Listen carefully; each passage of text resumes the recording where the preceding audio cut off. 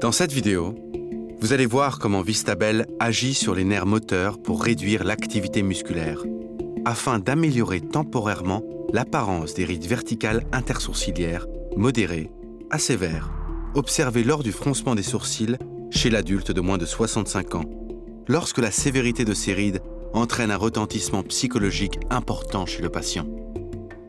La terminaison présynaptique de la jonction neuromusculaire contient des vésicules membranaires prêtes à libérer leur contenu, le neurotransmetteur acétylcholine. La stimulation du nerf déclenche une cascade d'événements qui aboutit à la fusion des vésicules contenant les neurotransmetteurs avec la membrane neuronale. Ce processus est facilité par l'interaction entre des protéines situées à la surface des vésicules et des protéines situées à la surface des cellules, qui, ensemble, forment le complexe SNAR.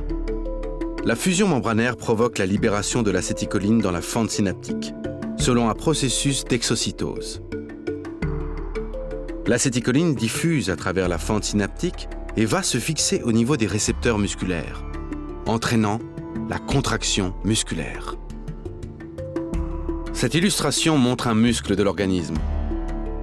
Remarquez le nerf moteur qui pénètre dans le muscle. Vistabel est injecté directement dans le muscle concerné. Après l'injection, la molécule active de 150 kDa de Vistabel se dissocie des protéines protectrices qui l'entourent. Le domaine de liaison de la molécule active de Vistabel est la partie C terminale de la chaîne lourde, qui interagit avec les récepteurs des terminaisons nerveuses. La molécule active de Vistabel pénètre dans la cellule nerveuse par un processus d'endocytose dépendant d'un récepteur. La toxine est maintenant contenue dans une vésicule membranaire à l'intérieur de la cellule.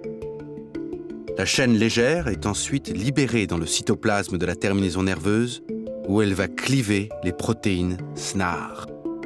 Dans les nerfs moteurs, la chaîne légère de la molécule active de Vistabel bloque la libération de l'acétylcholine en clivant la protéine SNAP25, qui est un composant essentiel du complexe SNAR. Lorsque l'acétylcholine ne peut pas être libérée, la contraction musculaire ne se fait plus.